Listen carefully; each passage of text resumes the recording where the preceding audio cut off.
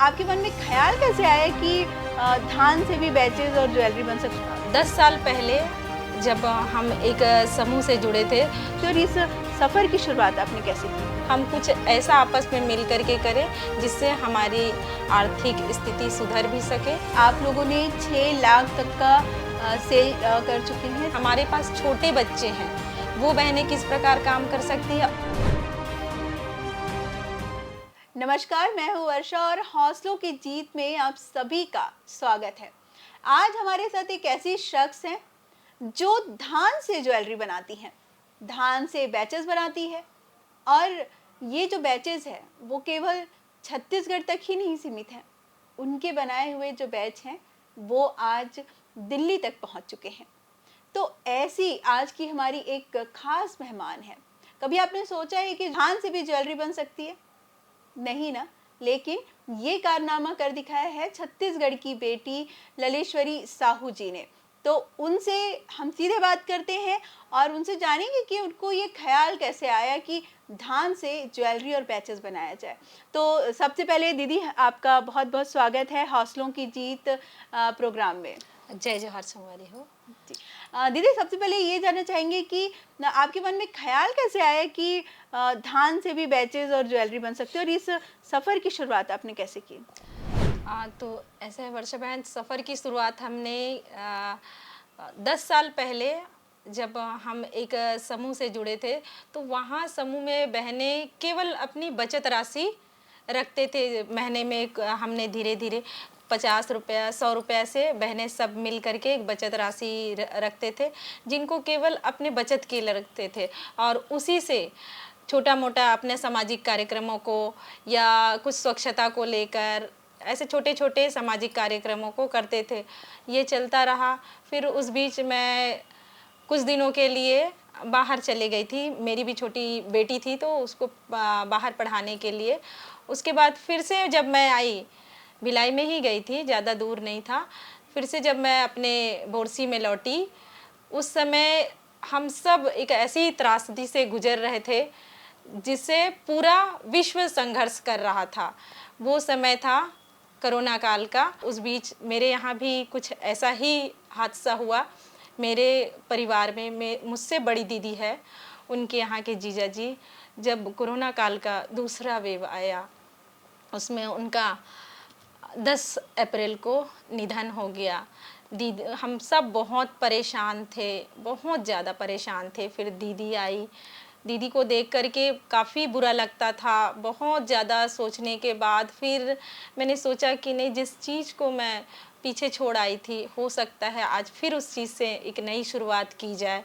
तो मैं जब दीदी को देखी तो फिर से मैंने एक समूह का गठन किया जिसका नाम जीविका स्व सहायता समूह रखा और उसमें हम सब बहनें जुड़ करके फिर से एक नई शुरुआत करते हुए बचत राशि का, है ना, हमने वहाँ पे फिर से एक प्रस्ताव रखा कि आप सब सहज में रह करके इस संघर्ष को हम सब मिल करके लड़ेंगे। ऐसा फिर वहाँ से हमारी शुरुआत हुई और फिर हमने सोचा कि हम रोजगार के लिए क्या करें। रोजगार जब तक नहीं होगा तब तक अर्थ बिना सब व्यर्थ है, कहते हैं ना। वैसे हमने कहा कि नहीं, चलो कुछ नहीं, अपने परिवार को देखते हुए, बाल बच्चों को देखते हुए, गृहस्थ कार्य को करते हुए हम कुछ ऐसा आपस में मिल करके करें जिससे हमारी आर्थिक स्थिति सुधर भी सके, संवर सके। तो इस शुरुआत में हमने जब ज्वेलरी बनाया तो ज्वेलरी का रिस्पांस उतना अच्छा नहीं आया। तो हमने कहा चलो इसको एक नया रूप दिया जाए। तो हमने इसे एक नए रूप में ढालने का प्रयास किया। हमने इसे 26 जनवरी में तिरंगा, जो हमारे देश की शान है, और छत्तीसगढ़, चूँकि हमारा छत्तीसगढ़ धान का कटोरा है, तो हमने इसे हर एक राष्ट्र भाव को जगाने के लिए हर व्यक्ति के, हर मनुष्य के हृदय पटल पे इसे जागृत करने का एक छोटा सा प्रयास किया और अथक प्रयास ऐसा हुआ कि हमें बहुत इसमें अपार सफलता अर्जित हुई और हम सभी बहनों का मन इतना प्रफुल्लित हो गया कि हमने इसे आज आप देखेंगे कि भारतवर्ष में भी हमने इसे कई बड़े महानगरों तक पहुंचाया। जैसे दिल्ली में NULM के बैनर तले हमारा ये बैचेस गया। नेहरू युवा केंद्र जो भारत सरकार का है, उसके युवा उत्सव कर्नाटक हुगली में हमारा बैच गया। अभी हाल ही में नागपुर में गया। तो ऐसे बड़े बड़े महानगरों में ये बैचेस पहुँचे और एक नई छाप, एक नई पहचान हम लोग को मिली धान बैच के माध्यम से। और हमारे छत्तीसगढ़ में भी जितने जगह हमारा ये बैचेस गया, कहीं ना कहीं ये हमें अपने राष्ट्रभाव को जगाने का एक हमने जो प्रयास किया था वो कहीं ना कहीं सफलता मिली। और इसी के माध्यम से आज हम सब बहनें अभी तक केवल धान बैच को बना करके अपनी जीविका उपार्जन का एक साधन बनाए। आप सभी को मैं बताना चाहूँगी, ये सब हम सब बहनें मिल करके आज जो सफलता अर्जित किए हैं वो सबकी कड़ी मेहनत, लगन, और ये सफलता हम सब बहनों के लिए बहुत बड़ी कहनी चाहिए उपलब्धि है। हम सब मिलकर जब ये इस बैच को बनाते हैं तो आपस में प्रेम भाव, देशभक्ति दिखाते हैं। और आपको बताना चाहूँगी कि ये बैच हमने लगभग 6.5 लाख रुपए का सेल कर चुके हैं अभी तक से। और इसी के माध्यम से हम सबकी जीविका हमने, इसीलिए इसका नाम जीविका दिया गया था कि हम आगे जीविका उपार्जन के लिए कुछ करें। इसमें हमारे विभाग से भी सहयोग मिला और समाज से भी सहयोग मिला, क्योंकि मैं खुद भी साहू समाज की बेटी हूँ और मैं गौरवान्वित हूँ इस समाज में मैं जन्मी हूँ करके, क्योंकि इस बैच को हमारे साहू समाज ने हमारी अधिष्ठात्री देवी माँ कर्मा के जन्म दिवस पे लगभग 50,000 रुपए का खरीद करके हम सभी बहनों को एक सहयोग प्रदान किया। जीविका स्व सहायता समूह सदैव उनके आभारी रहेगी, उसके लिए मैं उन्हें कोटि कोटि धन्यवाद देती हूँ। इसी प्रकार कई समूहों से, संघों से और ऐसे समुदाय से जहाँ पे कुछ फंक्शन होता था, कुछ आयोजन होता था, उन लोगों ने हमें सहयोग देने के लिए कहा कि बहन आप इसमें कुछ नयापन कर सकते हैं। तो हमने कहा ज़रूर भैया, प्रयास हम ज़रूर करेंगे। तो वो हमने उनको कहा कि आप ये कैसे कर सकते हैं, ये पूछा गया। तो हमने कहा देखिए भैया, हमने इसमें तिरंगा बनाया है, अगर कुछ लोगो है तो मैं उस लोगो के माध्यम से आपको जैसा भी कलर चाहिए उसके हिसाब से मैं आपको वो बैचेस तैयार करके दे सकती हूँ। तो आप इन बहनों को इनके मेहनत के बल पे आप सहयोग दे सकते हैं। तो उसी प्रकार जैसे ये हमारे माननीय राज्यपाल महोदय जी का इसमें फ़ोटो लगा बैचेस है, जैसे ये हमारे समाज के एक भैया हैं, उनका फ़ोटो है। माननीय भैया जी का नाम श्रीमान दीपक ताराचंद साहू जी है, जो हमारे समाज के वरिष्ठ हैं। तो इसी प्रकार आप देखेंगे कि कई प्रकार से हमने अलग अलग कलरों में बैचेस तैयार करके दिया और उसके माध्यम से अभी तक हमने 6.5 लाख रुपए का लगभग अर्निंग किया है। आगामी समय में और ये हम बहुत बेहतर तरीके से करने का पूरा प्रयास करेंगे। दीदी, जैसे आपने बताया कि अभी तक आप लोगों ने 6 लाख तक का सेल कर चुके हैं, तो आपसे जानना चाहेंगे कि आप घर और परिवार को आप लोग कैसे मेंटेन कर पाते हैं, क्योंकि आपके साथ में एक सामाजिक दायित्व भी है, रोजी रोटी कई महिलाएं आपके साथ में जुड़ी हुई हैं। तो इन सब चीज़ों को, जो महिलाएं आपके साथ जुड़ी हैं, तो आप लोगों का क्या शेड्यूल है, क्योंकि घर के भी काम ज़रूरी हैं, साथ ही साथ आपकी जीविका जो आप संस्था जो आप बता रही हैं वो भी ज़रूरी है, तो कैसे मैनेज करती हैं ये सब चीज़ें? इस प्रकार जैसे कि हम सब एक हम उम्र की बहनें हैं, मैं आप सभी को बताना चाहूँगी कि विचारों का मेल होना बहुत ज़रूरी है।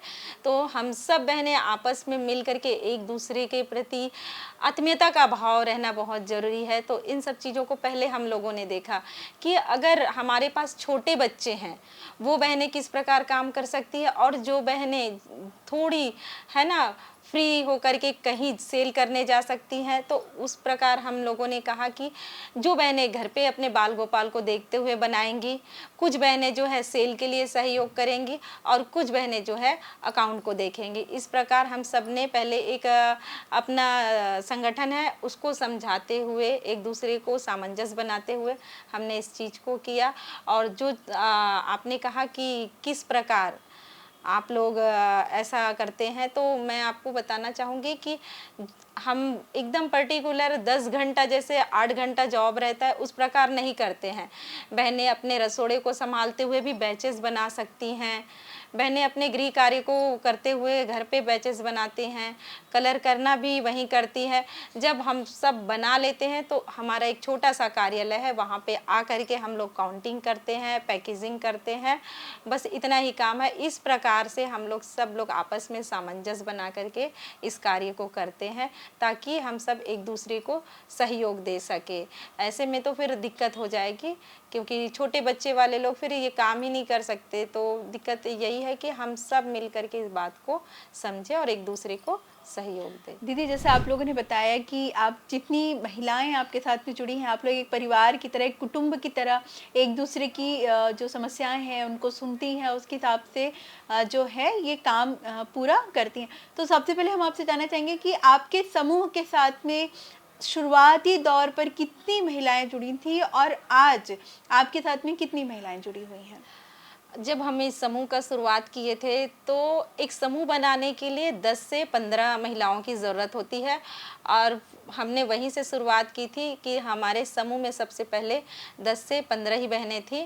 उसके बाद जब हमने ये काम शुरू किया तो धीरे धीरे बहनें जुड़ती गई और आज हमारे समूह में लगभग 150 बहनें जुड़ी हुई हैं।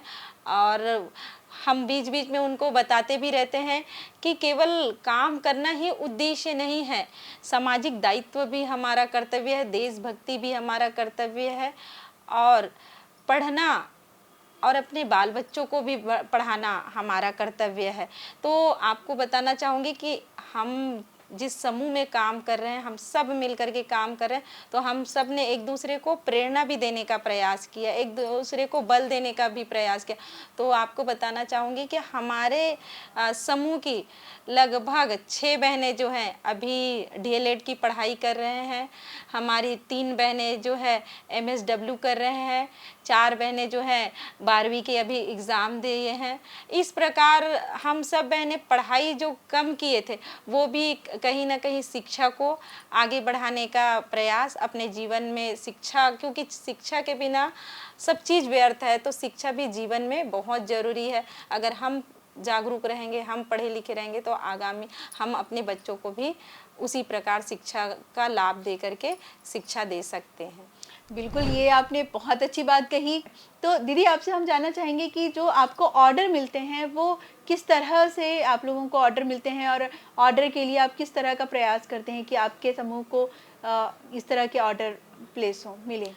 कुछ कार्यक्रम होता है तो हम हर समय 1 से 2 बैच अपने पास रखते हैं। एक तो जो लोगों का रहता है वो रहता है और एक हमारा जो तिरंगा से हम लोगों ने शुरुआत की थी वो बैच।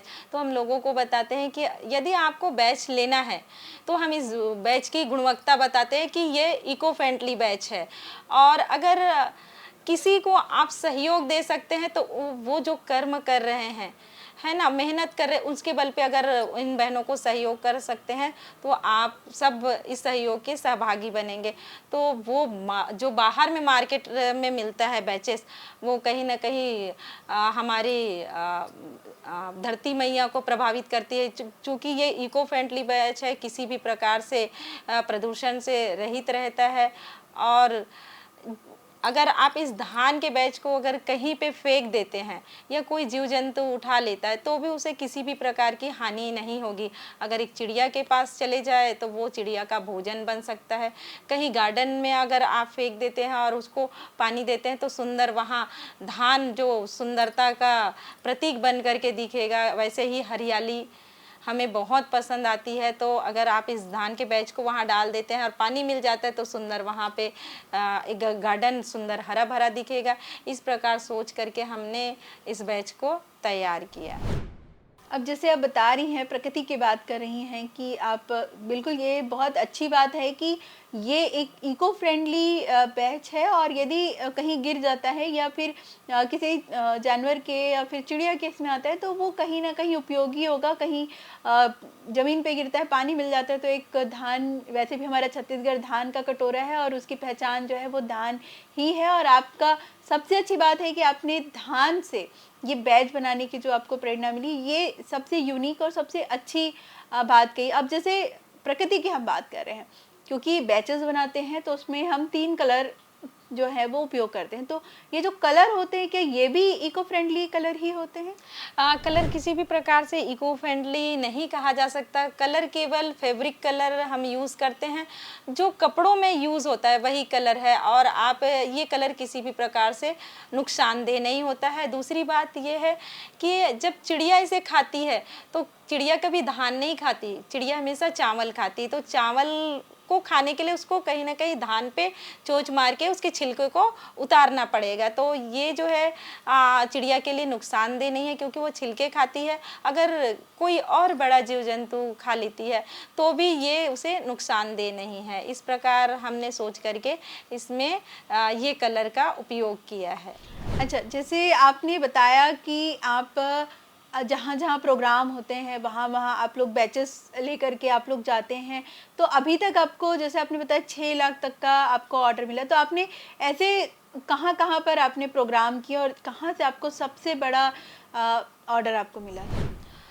सबसे पहले तो हम जब ये बैचेस तैयार किए तो 26 जनवरी में ही हमारा ये बैच काफ़ी हमें सफलता दी। उसके बाद हमने कर्मा मैया का बनाया।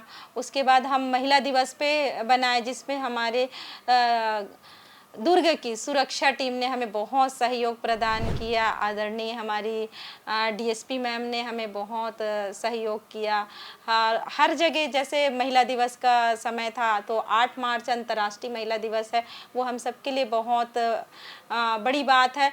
तो हर जगह हम देखते हैं कि महिला दिवस को एक बड़े रूप में मनाया जाता है और छोटे रूप में भी मनाते हैं। तो वहाँ से हमें काफ़ी सफलता मिली। वहाँ भी 8 मार्च का लोगो बना करके हमने उसे पिंक कलर पे, चूँकि पिंक कलर जो है महिलाओं के लिए प्रतीक के रूप में माना जाता है, तो हमने उसे गुलाबी कलर में कलर करके सभी जगहों पे पहुंचाया। और फिर उसमें हमने बेटी बचाओ बेटी पढ़ाओ अभियान जो भारत सरकार का है, उसे हमने प्रदर्शित करने का प्रयास किया। उसमें भी हमें काफ़ी सफलता अर्जित हुई। इस प्रकार हर जगह, हर कार्यक्रमों में जो हमें समझे उसमें हमें सफलता मिली। आगामी अभी समय में आपको बताना चाहूँगी कि 22 जनवरी को हम सब सनातनियों के लिए एक बहुत बड़ा पर्व है। इसमें माननीय हमारे प्रधानमंत्री जी ने भी आह्वान किया है कि हर घर दीप जलाना है। तो उसमें भी हमने कलश यात्रा के माध्यम से जो अक्षत आया था उनको घरों घर जब हमने दिया, तो उसमें भी हमने बैचेस को देने का विचार बनाया। और 22 जनवरी को हम सबका परम सौभाग्य है कि छत्तीसगढ़ धान का कटोरा है, और जो रामलला को पहला भोग लगेगा वो हमारे छत्तीसगढ़ के चावल से ही लगेगा। तो हमने भी अपनी इसमें भूमिका छोटी निभाने का प्रयास किया है कि हर लोगों को कम से कम धान का श्री राम जी का बैच जाए। इस प्रकार हमने श्री राम लला का श्री चित्र को लगाते हुए भी हमने धान बैच का लोगों तक पहुंचाने का प्रयास किया।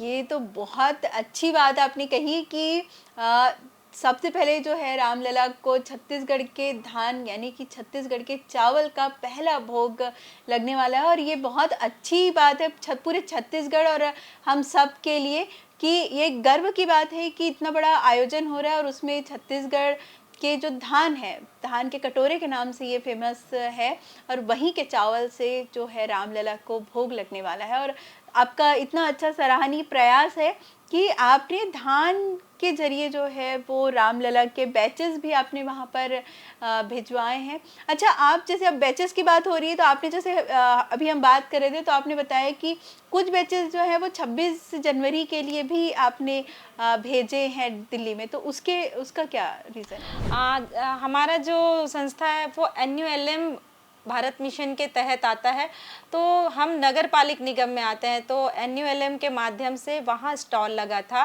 तो हमारे जो अधिकारी हैं जो इस प्रकार से नई चीज़ें हैं उनको वहाँ पे उभारने का प्रयास करते हैं ताकि हमें एक सहयोग प्रदान हो सके। तो मैं हमारे आयुक्त महोदय का भी बहुत बहुत धन्यवाद ज्ञापित करती हूँ आपके चैनल के माध्यम से कि उन्होंने हमारे इस बैच को सराहना करते हुए वहाँ तक पहुँचाने का प्रयास किया। और इसी प्रकार कई ऐसे जगहों से, जैसे अभी पिछले जो हमारे मुख्यमंत्री जी थे उनका भी भेंट मुलाकात का कार्यक्रम रहा, तो उसमें भी बढ़ चढ़ के हमारे इस बैच को लिया गया था, जिससे हम सबको सहयोग मिल गया। बिल्कुल। तो जैसे आपके जो बैचेस हैं वो तो छत्तीसगढ़ के अलावा दिल्ली तक पहुंच चुके हैं, तो क्या आपने कभी सोचा है कि हम इसे देश के बाहर भी आपके जो बैचेस हैं, आपके जो धान की ज्वेलरी है वो बाहर तक जाए? बिल्कुल चाहेंगे वर्षा बहन, और आपका चैनल और आपका हृदय से धन्यवाद है, क्योंकि हम तो सब ज़रूरतमंद महिलाएं हैं जिन्हें कहीं ना कहीं अर्थ की ज़रूरत है। तो सिर्फ हम मेहनत करना चाहते हैं और मेहनत के बल पे ही दो पैसा कमा करके अपनी आर्थिक स्थिति को सुधारना चाहते हैं।